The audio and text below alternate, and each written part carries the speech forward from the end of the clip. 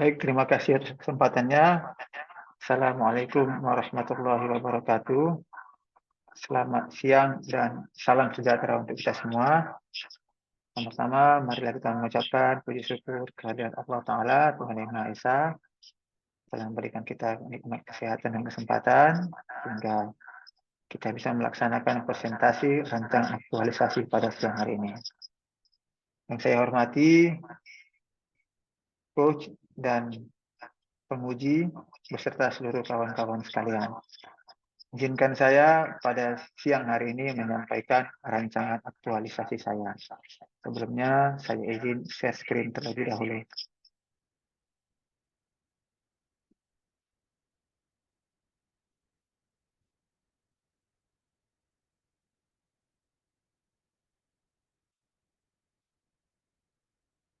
Baik, seperti yang kita lihat di layar monitor kita masing-masing. Perkenalkan, nama saya Yasir Maulana Ramli. Pada siang hari ini, saya ingin menyampaikan gagasan saya mengenai rancangan aktualisasi yang diberi judul Pusat Studi Sejarah Lisan sebagai Rumah Belajar Pendidikan Perdamaian berbasis memori konflik.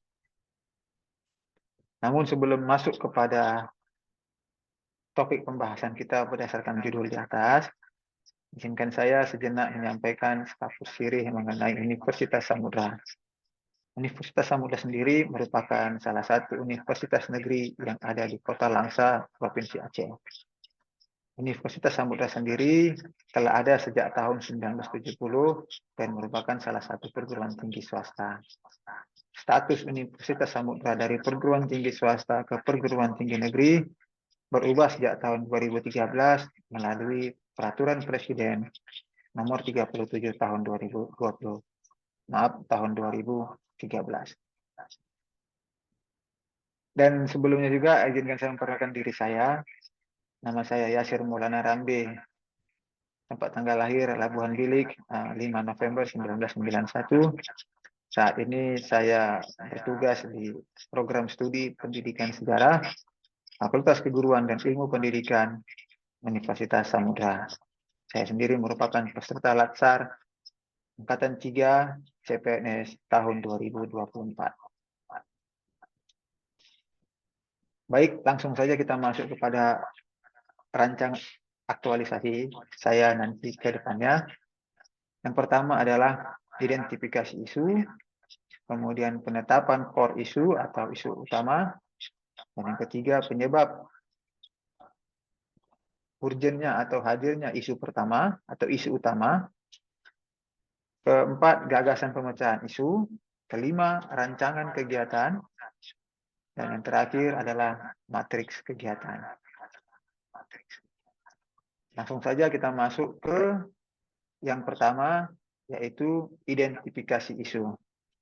Pada tahapan ini, saya menemukan 5 isu dalam program studi pendidikan sejarah, antara lain belum optimalnya aplikasi pendaftaran sidang mahasiswa, maka dalam hal ini pendaftaran sidang cenderung dilakukan secara offline. Hal ini sebenarnya bisa saja untuk dilakukan karena sebagai seorang dosen kita tentu punya kapasitas untuk memperbaiki ini.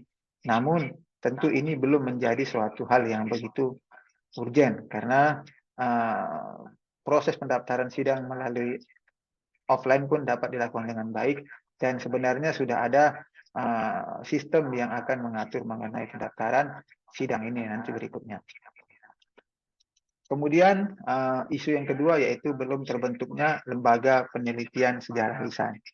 Ini sangat penting, mengingat begitu banyaknya sumber-sumber sejarah yang tidak tercatat dan tidak terdokumentasi dengan baik sebab kebiasaan sendiri pada masyarakat kita bahwa sejarah itu cenderung disampaikan secara lisan dari mulut ke mulut atau yang kita kenal dengan oral history, sehingga tulisan-tulisan mengenai suatu peristiwa sejarah itu tidak terkumpul atau terdokumentasi dengan baik.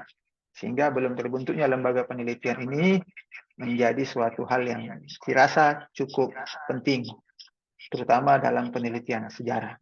karena ini berkenaan dengan program studi pendidikan sejarah. Kemudian rendahnya minat mahasiswa dalam mengikuti kompetisi ilmiah. Yang keempat, rendahnya kualitas tugas mahasiswa. Dan yang kelima, belum tersedianya ruang baca yang dikelola mandiri oleh program studi pendidikan sejarah. Tahapan selanjutnya yaitu penetapan core issue.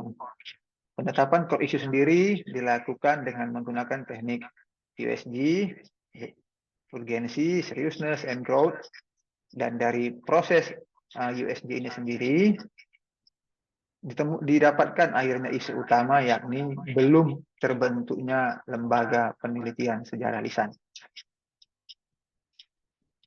Dan isu ini sendiri dianalisa dan ditemukan penyebabnya dengan menggunakan teknik SWOT, yaitu strength, weakness, opportunity, dan threat atau ancaman.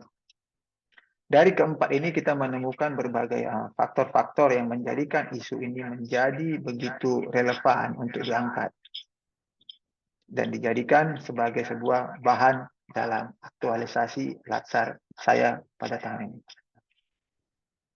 Kemudian tahapan berikutnya yaitu gagasan pemecahan isu. Isu yang terpilih adalah belum terbentuknya pusat studi sejarah lisan yang sangat bermanfaat bagi proses pembangunan mentalitas masyarakat di wilayah bekas konflik. Gagasan kreatif yang dimunculkan ialah pusat studi sejarah lisan sebagai rumah belajar pendidikan perdamaian berbasis konflik. Hal ini seperti yang diungkapkan sebelumnya bahwa banyak sejarah yang masih dilakukan secara atau disampaikan secara oral, sehingga menyebabkan cerita sejarah itu sering terjadi simpang siur, sering tidak terhimpun dalam suatu kerangka ilmiah yang baku, sehingga ini diharapkan mampu memberikan dampak bagi pengembangan kesejarahan sendiri. Selain itu, lokasi dari Universitas Samudra sendiri yang berada di Provinsi Aceh yang sempat dilanda konflik, ini menjadi sebuah hal yang menarik untuk dijadikan sebagai bahan kajian, sehingga mampu memberikan dampak baik bagi masyarakat untuk mengembalikan mentalitas, untuk mengembalikan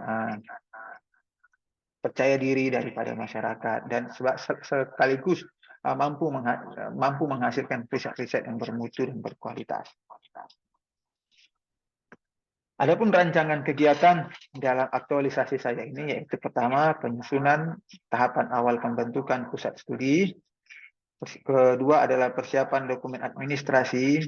Ketiga, pengajuan pendirian pusat studi sejarah lisan sebagai rumah belajar pendidikan perdamaian berbasis memori konflik. Yang keempat, proses pendirian pusat studi sejarah lisan. Yang kelima, pusat studi sejarah lisan sebagai rumah belajar berdasarkan perdamaian berbasis memori konflik dapat dioperasikan. Pertama, yaitu kita kembali ke rencana kegiatan sebelumnya, penyusunan tahapan awal pembentukan pusat studi sejarah lisan dilakukan melalui 3 tahapan. Pertama, yaitu analisis kebutuhan berdasarkan visi misi, renstra, dan program studi, baik dari program studi pendidikan sejarah maupun dari Universitas Samudra. Dalam hal ini, pada tahapan pertama dalam kegiatan pertama ini juga memiliki nilai berakhlak antara lain berorientasi pelayanan, akuntabel, kompetensi, harmonis, adaptif, dan kolaboratif. Yang kedua, analisis karakteristik subjek dan objek penelitian, yang dalam hal ini memiliki nilai berakhlak yaitu berorientasi pelayanan, akuntabel, kompeten, harmonis, adaptif, dan kolaboratif.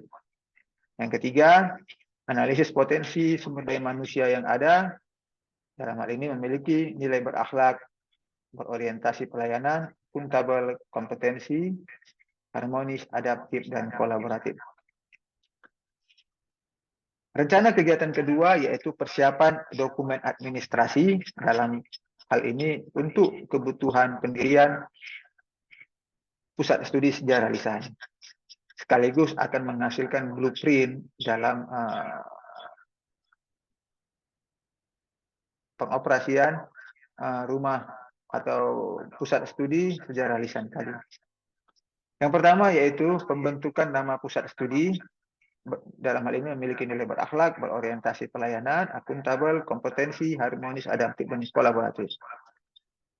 Kegiatan yang berikutnya yaitu penyusunan visi dan misi pusat studi sejarah lisan. Yang ketiga, penyusunan ruang lingkup pusat studi berdasarkan analisis sebelumnya. Dalam hal ini analisis yang dilakukan pada rencana kegiatan yang pertama tadi. Yang keempat, penyusunan target capaian jangka pendek, jangka menengah, dan jangka panjang. Dan yang kelima yaitu penyusunan susunan kepengurusan pusat studi sejarah lisan. Kegiatan berikutnya yaitu pengajuan pendirian pusat studi sejarah lisan sebagai rumah belajar pendidikan perdamaian berbasis konflik. Yang pertama dilakukan rapat internal pengurus pusat studi sebagai proses finalisasi sebelum dilakukan pengajuan untuk pendirian pusat studi. Dalam hal ini memiliki nilai berakhlak, kompetensi, kolaboratif, loyal, dan harmonis. Yang kedua yaitu pengajuan usulan pendirian pusat studi sejarah kepada universitas sesuai dengan alur dan proses yang berlaku di Universitas Samudra sendiri. Dalam hal ini memiliki nilai berakhlak, kolaboratif, loyal, dan harmonis. Yang ketiga, verifikasi usulan oleh universitas, dalam hal ini pihak yang berwenang dalam pengajuan usulan tersebut. Dan memiliki nilai berakhlak yaitu berorientasi layanan, akuntabel, dan harmonis. Yang keempat, proses pendirian pusat studi sejarah lisan. Yang pertama, proses perbaikan usulan dan pengembalian perbaikan. Apabila ditemukan sesuatu yang harus diperbaiki, tentu akan dilakukan proses perbaikan. Dalam hal ini, memiliki nilai berakhlak, kompetensi, kolaboratif, dan harmonis. Yang kedua, setelah dilakukan perbaikan, tentu dilakukan presentasi terhadap usulan yang telah diajukan sebelumnya dan terhadap perbaikan yang telah dilakukan sebelumnya juga. Dalam hal ini memiliki nilai berakhlak, kompetensi, harmonis, dan kolaboratif. Yang ketiga, proses verifikasi dan penilaian kelayakan pendirian pusat studi sejarah lisan. Dalam hal ini dilakukan oleh pihak yang berwenang sesuai dengan tupoksi yang ada di Universitas Samudra. Dalam hal ini memiliki nilai berakhlak, loyal, dan kolaboratif. Dan yang terakhir, yaitu proses pengesahan pendirian pusat studi sejarah lisan. Memiliki nilai berakhlak, harmonis, kolaboratif, dan loyal. Dan kegiatan yang terakhir yaitu pendirian pusat studi sejarah lisan sebagai rumah belajar pendidikan perdamaian berbasis konflik. Yang pertama, rapat kerja pengurus pasca pengesahan pusat studi sejarah lisan. Hal ini dilakukan agar menguatkan kesamaan persepsi yang telah dilakukan sebelumnya. Dalam hal ini memiliki nilai akhlak, kompetensi, loyal, adaptif, kolaboratif, dan harmonis. Kemudian penyiapan daftar hadir pengurus, dalam hal ini daftar hadir pengurus yang hadir pada rapat yang telah dilakukan sebelumnya. Hal ini berorientasi pelayanan, kolaboratif, dan harmonis. Yang ketiga, pusat studi sejarah lisan dapat bekerja berdasarkan blueprint yang telah disusun. Dalam hal ini memiliki nilai berakhlak, berorientasi pelayanan, akuntabel, kompetensi, harmonis, dan kolaboratif. Demikian yang dapat saya sampaikan kiranya. Sebelumnya izinkan saya berpantun. Mula lamunan dari khayalan, lalu berpadan dalam impian. Demikian Pati uraikan, bila berkenan beri masukan. Mohon maaf atas segala kekurangan. Terima kasih. Selamat siang dan salam sejahtera untuk kita semua. Assalamualaikum warahmatullahi wabarakatuh.